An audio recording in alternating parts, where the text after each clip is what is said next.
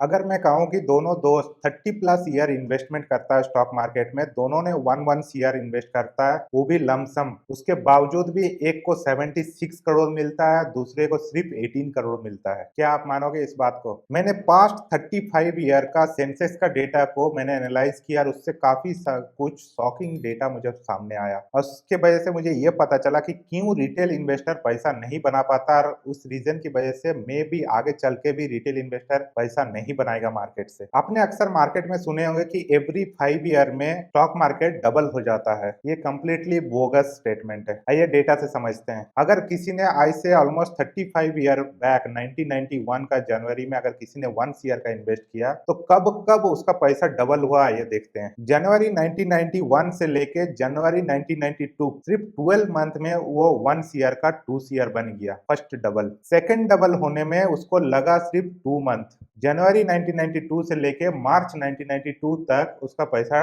Second double हो चुका था, मतलब 1 ईयर का 4 ईयर बन गया था। तो उस टाइम का सिनेरियो को समझिए, 14 मंथ लगा 1 ईयर को 4 ईयर बनने में। तो मार्केट में हर जगह स्टॉक मार्केट की बातें हो रही होगी उस टाइम, और रिटेल इन्वेस्टर का तो एकदम फोमो हो गया होगा। लोग जमीन ज्वेलरी बेच के स्टॉक मार्केट में पैसा लगा रहा, क्योंकि 14 मंथ में 4 टाइम्स कोई सा भी बैंक कोई भी नहीं देता इतना रिटर्न। और जैसे ही रिटेल इन्वेस्टर यहाँ पर एंट्री करता है तो नेक्स्ट डबल होने में लग जाता है 13.5 ईयर। सितंबर 2005 में जाके नेक्स्ट डबल होता है, मतलब थर्ड डबल। वो 4 ईयर को 8 ईयर बनने में लगने जाता है 13.5। तो जो लोग बोलते हैं ना कि एवरी 5.5 ईयर में डबल हो जाता पैसा, उसको ये डेटा दिखा दीजिएगा। बाय द वे, आपको अगर ये 35 ईयर का डेटा चाहिए तो आप कमेंट में डेटा लिख दीजिएगा, मैं आपको लिंक भेज दूंगा। उसके बाद फोर्थ डबल होने में वो 8 ईयर को 16 ईयर होने में लग गया 2 ईयर। सितंबर 2007 आते आते 2 ईयर में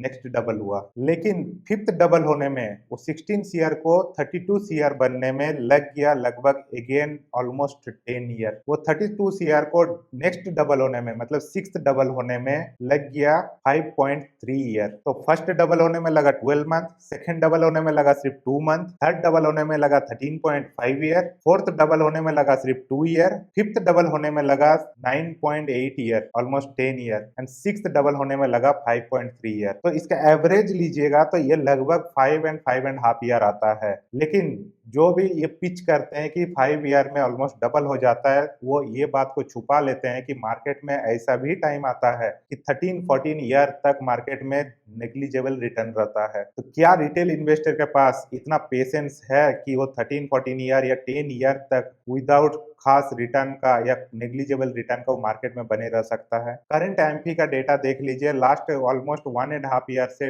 मार्केट परफॉर्म नहीं किया तो लोगों ने म्यूचुअल फंड बंद कर दिए। इनफैक्ट बंद तो छोड़िए, उल्टा विड्रॉ करने लग गए अपना पैसा को मार्केट से। तो अगर रिटेल इन्वेस्टर इस तरह का 13 ईयर का बेयर मार्केट में रहता तो क्या कमाता वो मार्केट से, सोच लीजिए। और नेक्स्ट ये एग्जाम्पल से आपको समझ में आ जाएगा एग्जैक्टली कि रिटेल इन्वेस्टर क्यों आगे चल के भी मार्केट से पैसा नहीं बना सकता। देखिए, 3 दोस्त है, अमर, अकबर और एंथनी। तीनों दोस्त ने मार्केट में 1 ईयर का पैसा डाला है, तीनों ने, और तीनों ने मार्केट में इन्वेस्ट किया लगभग 30 ईयर से प्लस ही। लेकिन सबका इन्वेस्ट करने का तरीका थोड़ा सा अलग था, और थोड़ा सा तरीका अलग होने की वजह से रिटर्न में कितना ज्यादा डिफरेंस आ जाता देखिए। अमर थोड़ा इंटेलिजेंट बंदा था, तो उसने क्या किया, जनवरी 1991 में जस्ट बुल मार्केट स्टार्ट होने से पहले ही 1 ईयर लमसम में डाल दिया। और उसी जगह पे अकबर के पास लमसम पैसा नहीं था, तो उसने 23,600 का एसआईपी स्टार्ट किया। 23,600 का एसआईपी इसलिए है कि उसने भी लास्ट 35 ईयर में 1 ईयर का इन्वेस्टमेंट उसका भी हो गया। लेकिन सबसे इंटरेस्टिंग बात है एंथनी का,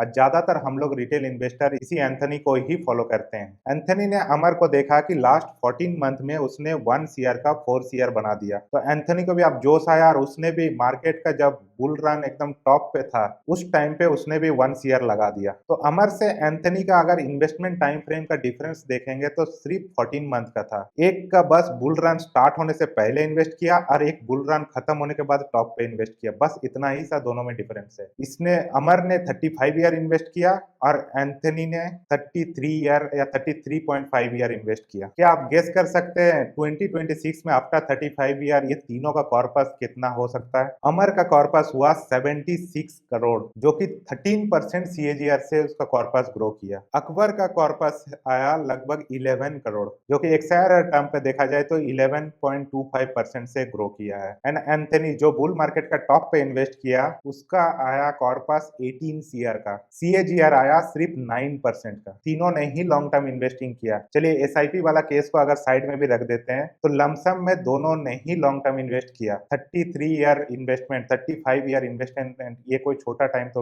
होता नहीं है। लेकिन उसके बावजूद भी कॉर्पस का डिफरेंस देखिए, एक का कहा 18 सीआर, दूसरे का कहा 76 सीआर, ऑलमोस्ट 4 टाइम्स का डिफरेंस। एक रोल्स रॉयस में घूम सकता है तो दूसरा BMW पे घूमेगा। और कहीं ना कहीं हम लोग भी ज्यादातर रिटेल इन्वेस्टर इसी तरह ही इन्वेस्ट करते हैं। जब मार्केट में एकदम बुल रन आ चुका होता है, उसके बाद सबको देख के हम लोग मार्केट में एंट्री करते हैं। और अगर उस टाइम पे आप मार्केट में एंट्री करेंगे तो आप कभी भी मार्केट से पैसा नहीं बना सकते। अब इसमें से कुछ लर्निंग ये है कि अगर आप SIP कर रहे हैं तो फिर तो आपके पास ऑप्शन ही नहीं है, क्योंकि आपके पास लमसम का पैसा नहीं है, तो ज्यादा दिमाग लगाना ऐसे भी आपको है नहीं। आप मंथ में कोई एक डेट को फिक्स कीजिए और आप उस डेट पे लंबे टाइम तक आप अपने SIP को कंटिन्यू कीजिए। अब इस पे भी लोगों का बहुत कंफ्यूजन है कि मंथ में कौन सा डेट पे इन्वेस्टमेंट करें। उस डेटा को भी मैंने बैक ट्रैकिंग करके सेंसेक्स का डेटा के ऊपर देखा कि एवरी मंथ अगर कोई हाई पे इन्वेस्ट करता है और एवरी मंथ कोई अगर लो पे इन्वेस्ट करता है, उस मंथ का जो सबसे लो पॉइंट है वहां पर इन्वेस्ट करता है, तो 35 ईयर में CAGR में डिफरेंस आ रहा सिर्फ 0.4% का। तब आप बोल सकते हो 0.4% भी लंबे टाइम पे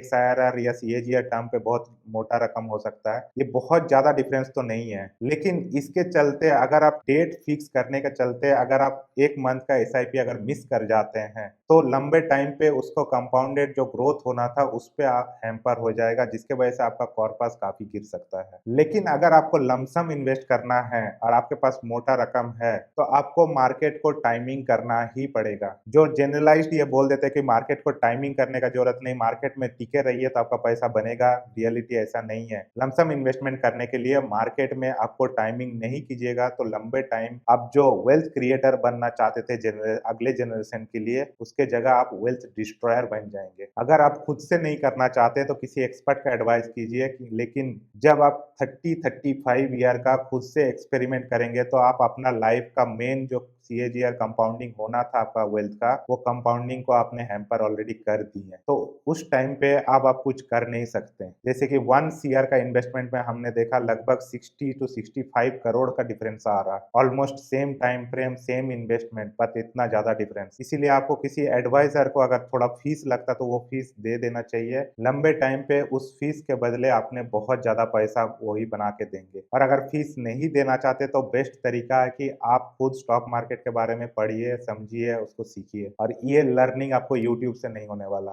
उसके लिए आपको बुक्स ओपन करके पढ़ना ही पड़ेगा। बड़े बड़े जो इन्वेस्टर्स है उनको फॉलो करना पड़ेगा। यूट्यूब का क्लिक बेट पे या कुछ हुक डाल के जो वीडियो पे जो लगे रहते हैं उससे आप कुछ भी सीखने नहीं वाले। वो जनरलाइज्ड बातें करेंगे, जनरलाइज्ड चीजों से आप मार्केट में लमसम से पैसा नहीं बनाएंगे। होप आपको ये वीडियो अच्छा लगा। और आपको अगर इस तरह का डेटा बैक वीडियो पसंद आती है तो प्लीज एक लाइक एंड सब्सक्राइब कीजिए। Thank you.